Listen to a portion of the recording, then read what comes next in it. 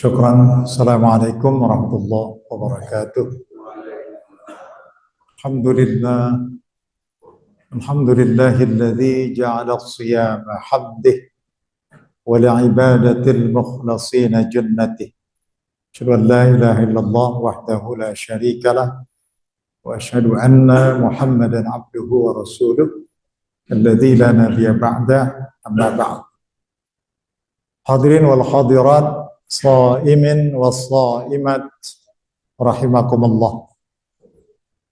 Alhamdulillah, hari ini kita menjalani ibadah saum hari yang ke-23 Ramadan 1445 Hijriah. Insyaallah ada berita baik bahwa walaupun ada yang memulainya kemarin pada hari Senin dan sebagian besar hari Selasa mengikuti sidang isbat, dan tetapi mengakhirinya insya Allah sama. Karena ada yang puasanya 30, tapi ada yang 29. Yang hari Senin itu puasanya 30. Yang memulai hari Selasa puasanya 29. Kita ketemunya di 1 Syawal 1445 Hijriah, itu jatuh pada hari Rabu tanggal 10 April, insya Allah. Jadi walaupun mengawalinya kemarin berbeda, tapi insya Allah ya, dugaan kuat ya, insya Allah kita akan sama-sama berhari raya pada hari Rabu. Tayyib, hadirin dimuliakan Allah Subhanahu wa Ta'ala. Hari yang ke-23 ini biasanya Masjid Musalla sudah mengalami penyusutan jamaah. Ada banyak faktor, mungkin kelelahan, mungkin sudah ada yang mudik, mungkin juga karena THR-nya sudah keluar, maka tawafnya di mall. Tapi untuk masjid kita malah kebalikannya ini. Ya. Saya tidak menemukan sejumlah ini ketika hari-hari kita melaksanakan taklim ba'da zuhur. Ini juga berkah Ramadan. Amin ya Allah, amin ya rabbal alamin. Kita langsung kepada tema, ya, ibadah-ibadah sunnah yang mengiringi ibadah saum atau Ramadan kita. Startnya kita mulai dari ungkapan, ada orang yang melaksanakan saum itu cuma tunggal, saumnya doang. Yang lain-lain tidak dilaksanakan. Ini tidak dianjurkan. Karena satu ibadah dengan ibadah yang lain itu memiliki keterkaitan. Ya. Startnya kita mulai dari kita bangun menjelang makan sahur. Ya. Walaupun Bapak Ibu sudah menunaikan sholat tarawih di masjid atau di musola, apakah 11 atau 23, walaupun sudah ditutup dengan witir, tetapi 10 yang akhir Ramadan ini kita sangat dianjurkan untuk melaksanakan sholat sunnat tahajud di dalam bulan Ramadan. Ya. Kita ilustrasikan bangunnya jam 3. Ambil wudhu, kalau tidak dalam hadas besar. Kemudian setelah berwudhu, ya kita berdoa, ya. Asyhadu an la ilaha illallah wahdahu la syarikalah wa asyhadu anna Muhammadan abduhu wa rasuluh. Allahumma ja'alni minat tawwabin wa ja'alni minal mutatahhirin. Itu juga ibadah sunnah. Ya. Baru kalau mau sunnah yang kedua, sholat sunat wudhu 2 rakaat di waktu sahur itu. Karena kita sedang dalam keadaan wudhu. Ya. Baru yang ketiga, Rasul mencontohkan kalau beliau baru bangun dari tidur, itu diawali dulu 2 sholat yang ringan. Namanya sholat khafifain. 2 rakaat yang ringan. Atau ada yang menyebutnya sholat sunat iftitah. Jadi membuka kembali setelah kita bangun dari tidur. Cuma yang sering dilakukan Rasulullah itu dengan posisi duduk. Duduk iftiras. Iftiras itu seperti duduk kita tahiyat awal. Kalau yang tahiyat akhir itu disebutnya duduk tawarruk. Ya. Jadi yang ini duduknya duduk iftiras. Takbiratul ihram, kemudian membaca doa iftitah. Bukan Allahumma ba'id, bukan juga wajjahtu. Jadi untuk ini ada khusus bacaan doa iftitah. Subhana dzil malikil quddus wal malakutu wal jabarut wal kibriya'u wal azamahu. Setelah itu baca Fatihah. Setelah baca Fatihah tidak baca surah. Langsung ruku, ya. Kemudian i'tidal, kemudian sujud, baru rakaat berikutnya hanya baca Fatihah saja. Ya. Kita sudah mendapatkan ya ibadah sunnah yang kita sebut sebagai sholat sunat 2 rakaat yang ringan. Baru setelah itu lakukanlah sholat tahajud semampunya. Ya. Kemudian kita tidak menutupnya lagi dengan witir kalau sudah berwitir di masjid atau di musholla. Karena Rasulullah tidak berwitir 2 kali dalam 1 malam. Ya. Jadi ini merupakan aktivitas yang bisa kita lakukan sejak kita bangun tidur sahur. Itu semuanya sunnah. Pertama berwudu, kemudian kita membaca doa setelah selesai wudu. Yang ketiga, kita melaksanakan sholat sunat wudu 2 rakaat. Karena ada yang bertanya, amalan-amalan sunnah yang mana saja ini? Sebenarnya banyak sekali. Ya. Karena kan doa kita kemarin, ya Allah, jadikanlah ibadah Ramadan hamba tahun ini lebih baik. Maka salah satu cara kita untuk menemukan yang terbaik itu, diiringi saum kita itu dengan ibadah-ibadah sunnah. Ya. Kemudian kita melaksanakan sholat iftitah 2 rakaat dengan cara duduk. Baru setelah itu kita melaksanakan sholat tahajud. Ya. Dan kita tidak menutupnya dengan witir. Ya. Sudah sekian banyak kita bisa melakukan amalan-amalan sunnah. Baru selanjutnya ketika waktu sahur yang ditakhirkan itu sudah tiba. Jadi sunnahnya sahur itu ditakhir.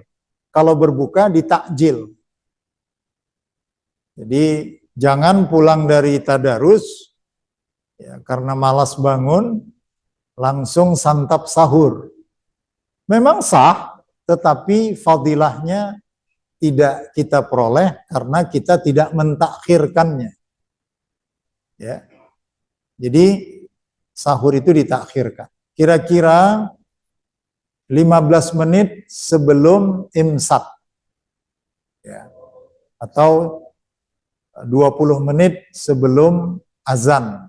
Karena ada yang imsak itu sudah tidak makan lagi, tapi ada juga yang makan karena batasan akhirnya sebenarnya bukan imsak. Itu sudah pernah saya sampaikan, tapi azan subuh. Ya, jadi waktunya cukup panjang. Ya. Tasahharu fa inna fis sahuri barakah. Makan sahurlah kalian, sesungguhnya pada makan sahur itu terdapat barokah. Jadi kedudukan makan sahur sebenarnya sunnah yang mengiringi ibadah shaum. Maka kita lihat kalaupun ada orang yang tidak sahur sama sekali, itu tidak mengurangi nilai shaumnya. Tapi alangkah baiknya kalau sahur itu kita laksanakan. Ya. Setelah selesai sahur, tentu kita bersiap-siap mendengarkan kumandang azan. Ya. Menurut riwayat Imam Bukhari, lafaz azan itu dijawab seperti yang dilafazkan oleh muazzin. Tapi kalau dalam lafaz riwayat Muslim, khusus untuk hayya 'alas shalah dan hayya 'alal falah, maka jawaban kita La haula wala quwwata illa billah. Silakan. Yang mau riwayat Bukhari silakan, mau yang Muslim juga silakan. Ya. Jadi hukum menjawab salam, menjawab azan itu sunnah muakkadah. Ya. Malah kalau ada yang lain mengatakan fardu kifayah. Kalau sudah ada beberapa yang menjawabnya, itu sudah terbebas dari beban dosa, tapi kalau tidak ada yang menjawabnya sama sekali, maka seluruhnya mendapatkan dosa. Karena kita diperintahkan untuk menjawab ya, lafaz azan. Ya. Kemudian amalan sunnah berikutnya setelah menjawab azan adalah khusyuk membaca doa setelah azan. Diawali dengan lafaz Allahumma salli ala Sayyidina Muhammad wa ala ali Sayyidina Muhammad. Allahumma rabba hadhihi ad-da'wati tammati was-salatil qa'imati ati Sayyidina Muhammadanil wasilata wal fadilah wa syarrafa wad darajatal 'aliyatar rafi'ah wa ba'athul maqaman mahmudan alladhi wa'adta innaka la tukhliful mi'ad. Ini doa yang kita baca setelah selesai mendengarkan azan. Ya. Tapi kalau tidak bisa melafazkan Arabnya, cukup kita berdoa, semoga Allah memberikan derajat yang tinggi kepada baginda Rasulullah SAW, sebagaimana yang telah dijanjikan oleh Allah Subhanahu wa Ta'ala. Ya. Bagi yang dimuliakan Allah Subhanahu wa Ta'ala, doa menjawab azan itu merupakan salah satu sunnah juga. Ya. Berikut ada satu amalan sunnah yang tidak pernah ditinggalkan oleh Rasulullah SAW, ya, yakni qabliyah subuh 2 rakaat. Ya. Hukumnya sunnah muakkadah. Ya. Bahkan Rasulullah SAW ketika musafir pun tidak pernah meninggalkan 2 rakaat qabliyah subuh, karena nilainya lebih baik 2 rakaat itu daripada dunia dengan segala isinya. Ya, jadi matahari sudah terbit, Bilal disuruh azan, begitu selesai azan, Bilal mau qomat, Nabi katakan, tunggu dulu, kita sholat sunat qabliyah subuh 2 rakaat. Ya, maka Rasulullah melaksanakan itu walaupun dalam keadaan musafir. Ya. Nabi yang muliakan Allah Subhanahu wa Ta'ala. Ya. Rakaat pertama beliau membaca surat Al-Kafirun di qabliyah subuh itu. Rakaat kedua Al-Ikhlas. Ya. Atau rakaat pertama beliau Alam Nasrah, rakaat kedua Al-Fil. Alam Nasrah laka sadrak dan seterusnya. Rakaat kedua ya, Alam tara kaifa fa'ala rabbuka bi ashabil fil. Jadi silakan ditukar-tukar. Ya, mau Al-Kafirun dengan Al-Ikhlas, atau satu saat kita ganti di qabliyah subuh itu Alam Nasrah atau Al-Fil. Ya, itu yang dicontohkan oleh Rasulullah Shallallahu Alaihi Wasallam. Nah, setelah kita melaksanakan sholat sunat, ya, qabliyah, kan menunggu muazzin mengumandangkan iqamah. Bapak Ibu, waktu ini merupakan waktu-waktu yang sangat mustajab dalam memohonkan doa kepada Allah Subhanahu wa Ta'ala. Maka berdoalah di antara azan dan iqamah itu dengan doa yang favorit yang kita betul-betul harapkan, baik di rumah maupun di masjid. Ya. Jadi karena memang di antara azan dan qomat itu merupakan tempat kita berdoa. Dan diharapkan di situ jangan ada suara-suara yang mengganggu konsentrasi kita. Karena kita memang memohon bermunajat kepada Allah Subhanahu wa Ta'ala. Setelah dikumandangkan iqamah oleh muadzin, itu yang pernah kita sampaikan, tidak boleh lagi melaksanakan sholat sunat apapun ketika qomat sudah dikumandangkan. Kalau sudah 1 rakaat, ya dibatalkan saja. Tapi kalau sudah 2 rakaat, ya dilanjutkan. Maka muazin memperhatikan itu. Ya. Kita sendiri yang menghitung. Kalau masih 1 rakaat, misalnya kita tahiyatul masjid, dibatalkan saja. Karena qomat sudah berkumandang. Tapi kalau dirasa-rasa masih sempat menuntaskannya sampai qomat selesai, silakan. Jadi kita bisa mengukur-ngukur. Tetapi yang pasti, begitu panggilan qomat sudah dikumandangkan, maka kita tidak lagi dianjurkan untuk melaksanakan sholat sunnah apapun. Wudukah dia, tahiyatul masjidkah dia, qobliyahkah dia. Jadi semuanya sudah tidak relevan. Ya. Tapi alhamdulillah sekarang kita sudah mudah untuk mengukurnya. Kalau di masjid, kita ukur saja waktu untuk dikumandangkannya qomat itu dengan hitungan jam itu. Jadi kita bisa mengukurnya kapan kita bisa melaksanakan sholat sunat sebelum qomat dimulai. Baik yang muliakan Allah Subhanahu wa ta'ala. Masuklah amalan yang wajib. Ya, saum ketemu yang wajib juga, yakni sholat fardu subuh 2 rakaat. Ya. Wabil khusus 10 Ramadan yang terakhir ini, usahakan kita melakukannya di masjid. Karena di sana ada amalan yang sangat dianjurkan, memang sunnah, tetapi masuk kategori yang sangat dianjurkan, yakni i'tikaf. 10 yang terakhir.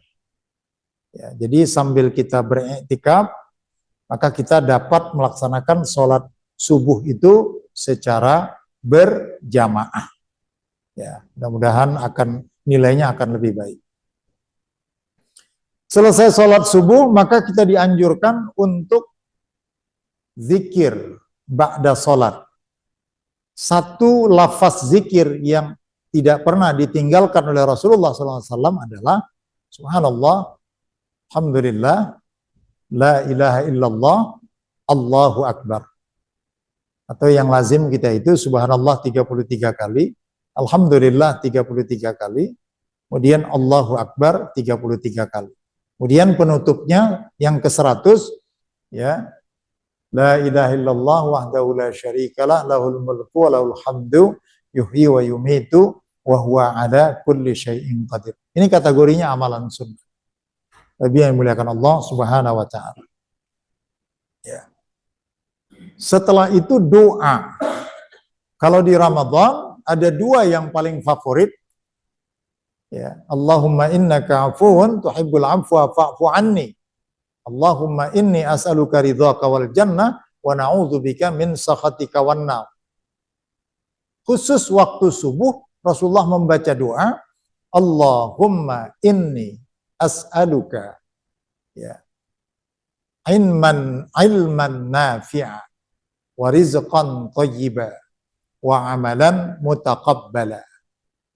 Ya Allah, anugerahkan kepada kami ilmu yang bermanfaat, rezeki yang lapang, dan amal yang diterima.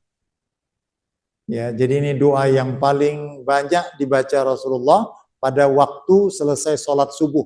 Allahumma inni as'aluka ilman nafi'an wa rizqan thayyiban wa amalan mutaqabbala. Kalau mau ditambah lagi, berlindung dari segala macam penyakit, wa syifaan min kulli da'in. Ya, jadi lafaz doa ini juga yang kita baca ketika kita meminum air zam-zam dengan cara berdiri menghadap ke Ka'bah. Ya. Jadi kalau minum air biasa diperintahkan duduk, tapi khusus air zam-zam itu berdiri. Ya, kita baca doanya seperti itu. Ya. Kalau di waktu maghrib, doa Rasulullah itu, Allahumma inni a'udzubika min syarri ma khalaq. Ya Allah, aku berlindung kepadamu dari kejahatan makhluk-makhluk yang Engkau ciptakan. Rupanya maghrib menjelang malam itu memang disitulah kesempatan para syaitan dan iblis dilepas oleh ketua-ketuanya untuk menggoda. Maka kejahatan malam itu kita disyariatkan untuk berlindung kepada Allah dengan membaca ayat kursi, Qul a'udzu birabbil falaq, dan Qul a'udzu birabbin nas. Ya. Jadi ada doa-doa yang dianjurkan oleh Rasulullah SAW pada waktu maghrib menjelang malam. Tapi yang dimuliakan Allah Subhanahu wa Ta'ala. Ya. Setelah zikir dan doa di subuh itu, janganlah beranjak dulu. Tapi kalau ada kajian memang kita tidak beranjak. Tapi kalau tidak ada kajian, menunggu masuknya waktu syuruk, matahari terbit. Kemudian 15 menit setelah itu, maka ada amalan sunnah 2 rakaat sholat sunnah isyraq. Waktunya waktu syuruk, tapi ibadah sunnahnya 2 rakaat isyraq. Ya. Apa keutamaannya amalan sunnah yang satu ini? Rasulullah menyatakan, barang siapa yang melaksanakan sholat fardu subuh, kemudian selesai, dia mengucapkan salam dan dilanjutkan dengan zikir dan doa ba'da sholat. Setelah itu dia berdiam di masjid sampai masuk waktu syuruk. Kemudian dia melaksanakan sholat sunat isyraq 2 rakaat, maka baginya pahala haji dan umrah tamam. Jadi keutamaan 2 rakaat sholat sunat isyraq itu adalah seperti orang yang melaksanakan haji dan umrah. Ya, diberikan pahala kepada mereka. Dugaan kita mungkin bagi mereka-mereka yang tidak memiliki kesempatan dan kemampuan untuk berhaji dan umrah, maka bisa diganti dengan 2 rakaat sholat sunat isyraq. Tapi bagi yang mampu, tentu istita'ah itu menjadi satu patokan juga. Tapi yang dimuliakan Allah Subhanahu wa Ta'ala. Setelah itu apalagi amalan sunnah, tilawatil Quran. Seberapapun, hanya selembar boleh atau 10 ayat boleh, tetapi selama Ramadan kita niatkan untuk mengiringi ibadah saum kita itu dengan tilawatil Quran. Jadi kita senantiasa membaca Al-Quran ya setelah selesai sholat subuh. Ya. Kemudian setelah itu kita beraktivitas. Ada satu amalan sunnah lagi, siapa yang berpuasa pada bulan Ramadan, kemudian dia dengan ikhlas memberikan takjil berbuka kepada orang yang berpuasa, maka baginya mendapatkan pahala kebaikan seperti pahala orang yang berpuasa tersebut. Jadi pahala kita sendiri dapat, maka pahala orang yang berpuasa itu juga diberikan kepada kita kalau kita memberikan kepadanya berupa takjil ataupun memberi berbuka puasa kepada orang-orang yang sedang berpuasa. Tentu prioritasnya adalah mereka-mereka fakir miskin. Atau kepada yang tidak miskin itu juga sama sebagai hadiah. Ya, seperti yang dilakukan di kantor-kantor, kita selalu biasa dengan istilahnya buka puasa bersama. Bapak yang muliakan Allah Subhanahu wa Ta'ala. Ya. Tadi di waktu sahur itu sempat terlewatkan, ada satu momen yang sangat penting. Di waktu sahur itu kita diminta untuk memperbanyak istighfar kepada Allah Subhanahu wa Ta'ala. Ya.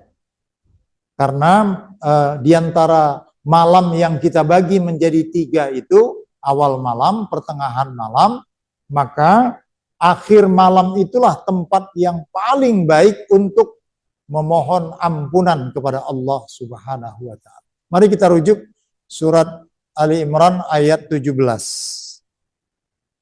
Perintah untuk memperbanyak istighfar pada waktu sahur. Surat Ali Imran, surat 3 ayat yang ke 17. Auzubillahi minasyaitonirrajim. as-sabirina was-sadiqina wal qanitina wal munfiqina. Ini dia. Wal mustaghfirina bil ashar. Orang-orang yang sabar, orang-orang yang benar, orang-orang yang taat, orang-orang yang menginfakkan hartanya, dan orang-orang yang memohon ampunan kepada Allah pada waktu sahur. Kalau di terjemahannya itu dikatakan sebelum fajar. Sebelum fajar itu memang waktu sahur. Ya. Kemudian dalam surat 51 Az-Zariyat ayat 18. Tadi ayat 17 surat 3. Sekarang Az-Zariyat surat 51 ayat 18. Wabil asharihum yastaghfirun. Dan pada waktu sahur mereka selalu memohon ampunan kepada Allah Subhanahu wa ta'ala. Jadi tempat yang paling kita harapkan untuk melaksanakan pertaubatan kita dengan cara melafazkan istighfar, itu sebenarnya paling baik tempatnya adalah pada waktu sahur. Bapak Ibu, sudah sekian banyak ibadah-ibadah sunnah yang menyertai kegiatan ibadah saum kita. Semoga dengan itu kita akan mendapatkan satu kualitas ibadah saum yang lebih baik. Karena apa? Ibadah saumnya sendiri itu dilipat gandakan oleh Allah menjadi 2 kali. Sementara ibadah-ibadah sunnahnya dihitung setara dengan orang melaksanakan ibadah wajib. Gitu. Selain daripada ibadah sholat qiyamul lail yang kita lakukan secara biasa. Terakhir pamungkasnya, jangan lupa dalam rangka untuk menutup dan menyempurnakan kekurangan-kekurangan ibadah saum kita, maka ada syariat membayarkan zakat fitrah. Oleh Basnas ditetapkan tahun ini nominalnya 45 sampai 50 ribu rupiah per orang. Ya. Saya bacakan hadisnya. An Ibni Abbasin radhiyallahu anhuma qala, dari Ibnu Abbas, ya, meridai Allah kepadanya, dia berkata, farada Rasulullah sallallahu alaihi wasallam, telah diwajibkan oleh Rasulullah sallallahu alaihi wasallam kepada kita zakatul fitri, untuk menunaikan zakat fitrah. Ya. Fungsinya yang pertama, tuhratul lis-shaim anil lagwi warrafas, untuk membersihkan, menutupi atau menyempurnakan, menyucikan orang-orang yang berpuasa yang pertama dari perkataan-perkataan kotor. Perkataan fitnah, perkataan bohong, perkataan yang mengecoh, itu yang dikatakan lagwi. Warrafas, dan perbuatan-perbuatan yang mengarah kepada porno aksi ataupun pornografi, atau cerita-cerita yang mengandung porno, itu yang dikatakan rafas. Solusinya dengan zakat fitrah, maka saum kita akan sempurna kembali. Karena Nabi juga mengatakan berapa banyak orang yang berpuasa, tidak ada yang diperolehnya dari puasanya itu kecuali hanya lapar dan dahaga saja. Karena perkataan dan perbuatan. Maka itu bisa ditutup dengan membayar zakat fitrah. Atau ada lagi hadis Nabi, orang yang berpuasa tapi dia tidak menahan dirinya dari perkataan-perkataan kotor dan perbuatan keji, maka Allah tidak akan perhitungkan baginya nilai puasanya tersebut. Ini juga solusinya bisa kita tutupi dengan kita membayarkan zakat fitrah. Ya. Fungsi kedua, ya, tu'matan lil fuqara, untuk memberi makan pada tanggal 1 Syawal bagi fakir, wal masakin, dan orang-orang miskin. Jadi berbeda dengan nisab dengan mustahik zakat mal, itu kan ada 8 ya. fakir, miskin, amil, mu'allab, riqab, kemudian gharimin, kemudian fisabilillah, ibnu sabil, ada 8. Nah, kalau itu mau diberikan kepada salah satunya, ambillah posnya dari zakat mal. Tapi untuk zakat fitrah itu hanya 2 saja, fakir, miskin. Jadi dia berbeda. Kalau zakat mal ada nisab, ada haul, ada qadar. Tapi kalau zakat fitrah, perhatikan, ada saja belanja kita pada tanggal 1 Syawal, itu selebihnya kita sudah wajib zakat fitrah. Anak yang baru lahir pun, orang tuanya wajib membayarkan zakat fitrah. Berapa persen? Ya 100%. Karena dia per individu. Tadi jumlahnya berapa? 50.000 rupiah kalau dinominalkan dengan uang. Ya. Kapan pelaksanaannya? Rasulullah melanjutkan hadis ini. Faman addaha, siapa yang menunaikan zakat fitrah itu qabla sholati, sebelum sholat Idul Fitri ditunaikan, wahia sadaqatun makbulah, maka dia diterima sebagai zakat fitrah yang diterima. Tapi perhatikan, waman addaha ba'da sholati, siapa yang menunaikan zakat fitrahnya setelah khatib turun dari mimbar, artinya selesai sholat Idul Fitri, wahia sadaqatun min sadaqat, dan dia tidak dihitung lagi sebagai zakat fitrah, tetapi dia hanya sedekah biasa. Makanya para panitia zakat hati-hati menyalurkan zakat para muzaki, jangan sampai baru ditunaikan setelah selesai sholat Idul Fitri. Kasihan mereka, maka nilai zakat fitrahnya tidak lagi diakui. Hampir sama ya dengan menyembelih hewan kurban. Kalau sebelum sholat ditunaikan, dia sembelihan biasa. Tapi kalau setelah hari tasyrik, tanggal 14, itu juga menjadi sembelihan biasa. Jadi yang dia diutamakan 10, 11, 12, 13. Ya, jadi begitu juga untuk zakat fitrah ini, dia ditunaikan sebelum sholat Idul Fitri. Mudah-mudahan Allah Subhanahu wa taala memberikan kelapangan rezeki kepada kita dan kita bisa menunaikan kewajiban-kewajiban terutama zakat fitrah ini, sehingga rasa-rasanya kita memang menyatakan ibadah saum saya Allah masih banyak yang kurang, masih banyak yang bolong-bolong, masih banyak yang kurang sempurna. Jangan dipikiri zakat fitrah itu insya Allah fungsinya untuk merapikan itu, menyempurnakan itu, sehingga kita betul-betul mendapatkan kualitas saum kita yang terbaik. Ini saja yang dapat saya sampaikan dalam kesempatan ini.